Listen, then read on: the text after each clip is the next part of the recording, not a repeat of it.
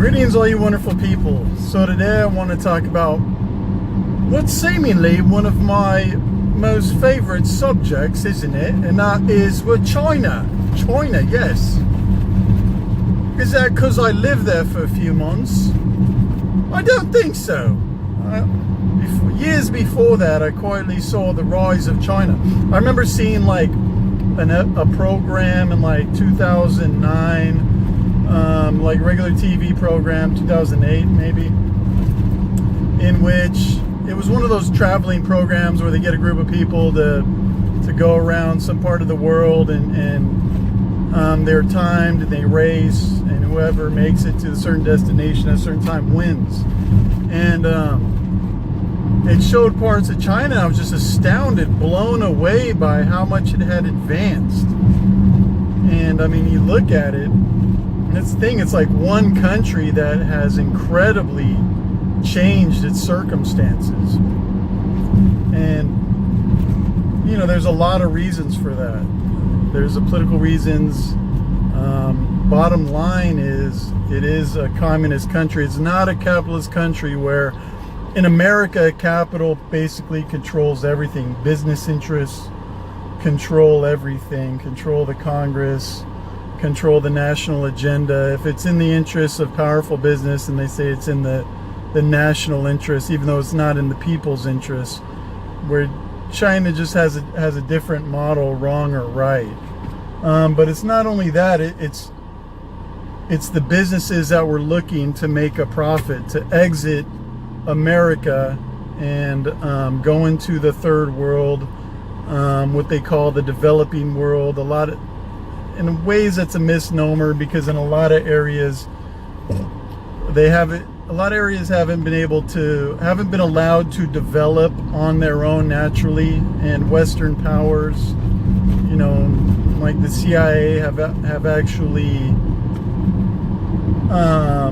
devolved areas, made areas worse. So that's a misnomer. But China's a nuclear power. They have population 5 times the size of ours. For other various reasons, whatever, they were able to develop. And bottom line is, they're hard workers in China. The Chinese they're hard workers, you know. And that's why American business was able to go there. And the thing was, American business turned their backs on the people. Now, in the essence of capitalism, someone never pays you what you're worth. If they paid you what you're worth, they wouldn't be making a profit, the business owners. So they always pay you less than what you're worth. But with that being said, there was a relationship between worker and owner or manager, because if it was, the workers actually produced the value of the company, and without them the company wouldn't have the value. And of course there's ideas behind it, but again, there's a relationship. At the same time, American business just gave the middle finger to the workers, and they went off to make a larger profit. And it was them that decided to move their businesses, to have any sort of technology transfer. They gladly gave that away to another country in hopes that they could make a bigger profit, in which they did. They've made tons of money off of the cheap labor in China. And on the flip side, China was able to develop. It developed... Sorry, I gotta look at my GPS, but do some critical thinking, because I'm always trying to find the best route and not get stuck in I'm trying to get the best route, least amount of traffic. But China, you know, it obviously saw its advances. Now we go into the idea of that China has ripped off America. I mean, China has polluted the fuck, excuse my language, out of its country, to the point where its people are probably feeling the genetic effects. Because when you introduce toxins into the environment, no organism can be any healthier than the environment from which it came. So if you have a toxic environment, oh my God, dead stop traffic. If you have a toxic environment, the organism's going to feel that, and the DNA is going to be affected by that. The replication of the DNA is going to be hindered. You know, everything's like, when we look at beauty, it's all about symmetry. If somebody's face, the more symmetrical a face is, the more we register it as being beautiful. So when you interject a whole bunch of toxins, the DNA isn't able to replicate. And I'm not a doctor, and of course there's people that could slap me around in this, but you know, I read about it a long time ago, so I'm going to give you the basics of it. The DNA isn't able to replicate as good, and there's going to be some, you know, adverse effects, whether it be symmetry or other gene mutations. So to say that it was just like all they did was win, I mean, the flip side is they have a polluted country, and where America was able to just cater to a much smaller population during its industrial revolution and subsequent rise during and after World War II, they're doing it at a much smaller profit margin to a much bigger base, a much larger industrialization of that nation, a lot more smokestacks. And they do take climate change, global warming seriously, and they do try to do what they can, but at the same time they're polluting the shit out of their people, out of the environment. So you should take that into account. But technology theft or intellectual property theft, now the companies that gave us the middle finger went off to China, basically, or the same powerful interests. Some of their countries went over there. Now they want us to basically not like China for China accepting the jobs. It wasn't, China couldn't hold a gun to our companies and say, come over here. It was our companies that decided to do that. I'm going to pick it up in a second. In traffic, and again, you know, this is what we get wars for national interest. They say it's a national interest to go to war, and now trillions go to war, go to the F-35, go to fucking weapons to kill people, create misery, spread misery. No man is an island. And that was in our national interest for the rich people of our country to get the same contracts they got in America, to steal the oil, steal the resources, sell it back to the people. That's our national interest, so we can sit in traffic, because our country has no money to continue or increase the funding of, you know, the infrastructure. So yeah, whereas China, big bad China, with their big industrialization and plans to grow, allegedly, even though they haven't been an imperial power for 5,000 years, you know, when we have, and we're the ones that really stole a bunch of shit and rose, and that's actually how we rose above China in the first place, back in, you know, the 1600s or whatever.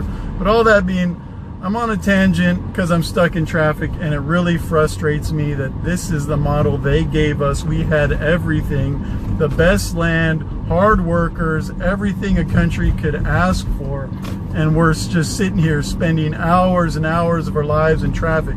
At least I can do something and talk to myself, and whoever will listen to me. But okay, so let's go back to China. Now, the same companies, the same whatever elite, whatever you want to call them, that created these trade deals, let China make all of our stuff. And to go back to that, to blame China, it's like, we're 4% of the world's population, but we're consuming 25% of the world's resources. A lot of those companies that went to China are, yes, American companies, and they were, a lot of what they sold went to America. So imagine if you had a meth lab, but you didn't want to get caught. You thought it was, you know, you didn't want to blow it up, so you gave it to your neighbor. They started making the meth. You still got the money. You still got the meth. They were poor.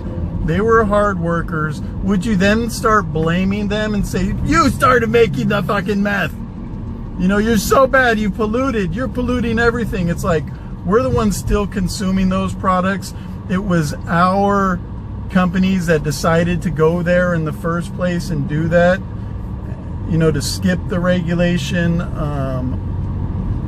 to skip out on workers' rights, on various environmental protections that we had that China definitely didn't have, some 30 years ago or 20 years ago or currently. So we can't blame China. Now those companies, they want us to start, or whoever, the elite want us to blame China, but they were the ones that decided to go rake in all the profits and screw all the people of America, screw all the workers. And now you go into intellectual property theft. Has there been intellectual property theft? Obviously, absolutely.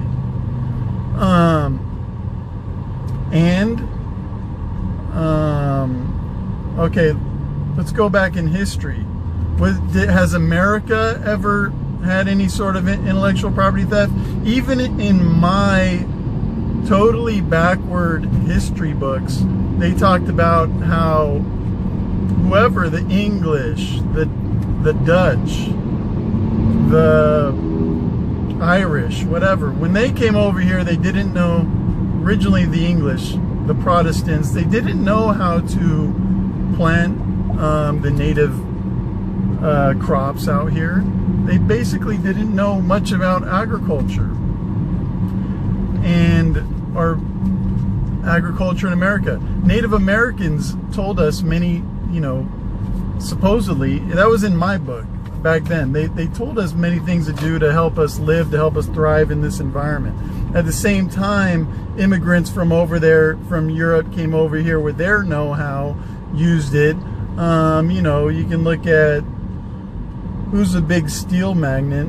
Carnegie went over to Britain, learned how to produce steel out of iron, made a bunch of money. I mean, there's always been technology transfers. If a country was poor and grew into a wealthy nation, they did not invent everything that helped them become wealthy. And that is definitely the case with America. What have we invented? The jet engine? No, that was a German invention. The rockets that fire satellites, that was a German invention. Nuclear fission, a German, Jewish invention. Of course we did invent the internet. There is things that we invented, but still, we didn't invent everything. Everything that allowed us, do the Industrial Revolution, the steel, the locomotives, we didn't invent that stuff. So it's the same sort of thing. Did they invent everything? No, but those companies, just like those immigrants came from Europe to America and gave America a lot of innovations, from Einstein. I mean, look at a lot of the Nikola Tesla, he was an immigrant. Well, the corporates, the elites, want us to think that a corporation is basically a person, even though you can't take it to jail. It has other rights. It has freedom of speech, supposedly, under Citizens United. So it wasn't the people individually, even though individuals obviously went to China. But through companies, they went over there and gave China a lot of know-how. So who can we be mad at? Can you really be mad? I mean, should we be mad at ourselves? Think about how the West came to power. It was through theft from the New World. Before that, we were Europe wasn't very fertile, especially Britain. Britain especially wasn't nearly the power. The West wasn't nearly the power, and still they started colonizing, which is conquering, which is exploiting, because they had the guns that the rest of the world didn't have. The only people that could have rivaled us were the Chinese, and they had the big boats, they had the central rudder. They were the first ones to create a boat that could travel on the open ocean, first ones to invent the compass, first ones to have found and or invented gunpowder, but they didn't pursue guns, and guns were made illegal. But they were the ones that did a lot of that stuff first. But when they gathered their armada to go around the world, their idea was not to exploit, but it was to give gifts, to show other nations, other tribes, other whatever, how great China was via trading and giving gifts. Completely different philosophy. That is a culture that has thousands of years of civilization. And you look, and I think that goes to why today Asians generally and Chinese do so well even in the West, where they're discriminated against just like any other race, other than, well, everyone's discriminated against. Everyone's racist to some degree, even if they're only racist against themselves. But the institutionalized racism is definitely more directed at minorities within these borders, I mean. But yet the Asians somehow overcome those time and time again. And I think one thing that they have in their favor is just such a long history of civilization, where our civilization, Rome, was brutal, was not civilized. It was about exploiting. It was about an empire. And then, there were tribes that came over and conquered, and then another story of the most powerful, under the Catholic Church or the Victorian Empire or whatever, subverting all the rest or conquering all the rest and coming to power. It's been constant volatility, where they have, and conquering and population transfers, where they had just been more stable, had this civilization for thousands of years, and kept many positive things within their culture on how to function within a society. They give it to their kids.